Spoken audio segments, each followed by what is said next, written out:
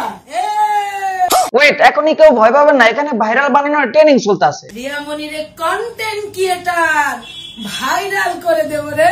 আর কথা শুনলে মনে হবে এখানে পাগলামি শেখানো হচ্ছে, বাট না, এখানে কন্টেন্ট ক্রিয়েটর এবং ভাইরাল হওয়ার সিক্রেট টেকনিক শেখানো হচ্ছে। এখনো একদিন হয়নি রে, 47,000 ফলোয়ার হয়ে গিয়েছে রে।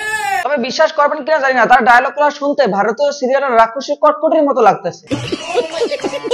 সে শুধু কন্টেন্ট ক্রিয়েটর না, আমার তোদের তোমাদের সবার কলিগ আজকে তার নবীন বড়।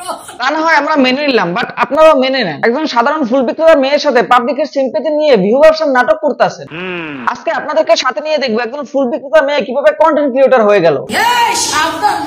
তিনি একজন প্রবাসী আপু, সে এখন বাংলাদেশে স্টে করতেছেন এবং সাথে সাথে কন্টেন্ট ক্রিয়েশনও করতেছেন। একদিন সে রাস্তায় ফুল কিনতে যায়, বিরাট একটা কাহিনী ঘটায়। কত কইরা? একটা, বেশি না। কত দিবি কম? ম্যাডাম আজকে বেলি ফুলের কি নাই, অনেক বেশি। সিগন্যাল তো করে দেবো। একটা, দুইটা না, আমারে 5টা 100 টাকা বলে দাও। আরেকটা দিতে আছে। না না না না না না, মানে আমি নিব না। তাড়াতাড়ি। আর 20 টাকা। ঠিক আছে, 1 2 3 4 5 না ধরবই। 20 টাকা দেন ম্যাডাম। না, আমার 20 টাকা না, আমারে দে তুই। আমার ভিক্ষা দে। না, ধরবই না, তোর ফুল তুই লইয়া যা। 20 টাকা। আমার কাছে টাকা নাই বোন, যা। না শোনা, 20 টাকা দেন। ধরবই তোর ফুল নিয়ে চলে যা। যাবি কা?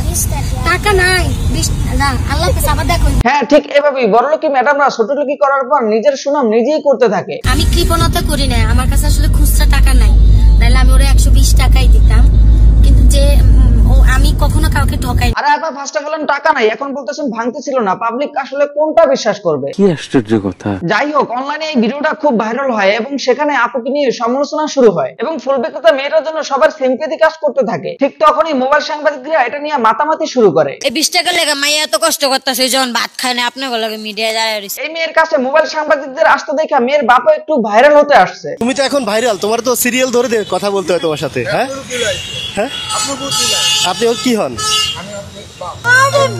সাথে কিছু কন্টেন্ট ক্রিয়েটর খালাম্মাও তাকে নিয়ে নতুন করে ভিউ ব্যবসা করতে থাকে। 26টা ফুলে আমি তোমাকে 3000 টাকা দিলাম, খুশি তো? আপনি তো সেলসেলায় বেচতে যাই। আর শুধু এখানে শেষ না, কন্টেন্ট ক্রিয়েটর দিশার মা হালকা একটু ভিউ নিল। রাখি আপুকে উচিত শিক্ষা দেওয়ার জন্য আমি তাদের কাছ থেকে ফুলগুলি কিনতে যাইনি। যখন দেখতেছে ফুল বিক্রেতা মেয়েকে 20 টাকা না দেওয়ার কারণে বিষয়টা সোশ্যাল মিডিয়ায় ভাইরাল হইতে আছে, তখনই দুই আপা তাকে নিয়ে নতুন করে নাটক শুরু করছে। তোমার ফেসবুক পেজ আমি দাঁড় করাই দিব। যে সব কন্টেন্ট ক্রিয়েটর তোমাকে ভিডিও বানায় ডলার কামাইছে, এই মাসে আমরা বাইর হই। আপা আমরা চলেন এখান থেকে যাই, তোমার জন্য আরো কি কি আসতেছে। তুই আপা আপনি আমার গাড়িতে উঠে। তাকে এখান থেকে নিয়ে গিয়ে হালকা একটু মেকআপ করে ভিউ ব্যবসা করতে থাকে। মাশাআল্লাহ, কি সুন্দর লাগছে কে রাখি আপু। আর আবার কে? নতুন কন্টেন্ট ক্রিয়েটর। কে আবার নতুন কন্টেন্ট ক্রিয়েটর? কন্টেন্টের নাম হচ্ছে 20 টাকার কাহিনী এবং সাথে ফুল বিক্রেতা মেয়েকে নিয়ে পাবলিকের সিম্পেথি নিয়ে ভিউ কামিয়ে টাকা কামানোর নাটক চলতেছে। এইদিকে ফুল বিক্রেতা রিয়ামনির বাবা তাকে নিয়ে যাওয়ার কারণে সোশ্যাল মিডিয়ায় এসে হুঙ্কার দিতে আছে। আমার মেয়ের রিয়ামনি দেখে একটা হুন্ডা গাড়ি আছে নিয়ে গেল রাকির লোকেরা। হ্যাঁ, রাকি লোকেরা রিয়ামনিকে হুন্ডা দিয়ে তুলে নিয়ে গেল। একটু পরে দেখি রিয়ামনির বাবা সাহায্যের জন্য তাদের কাছে যায় বসে আছে। রিয়ামনির বাবা, রিয়ামনি আসছে আমাদের পার্লারে। আঙ্কেল কিন্তু তার মেয়ের সেফটির জন্য সে সকাল থেকে সারাদিন আমাদের কাছে বসা। মুরব্বি অবশেষে রিয়ামনি জাতীয় ক্রাশ হয়ে গেল।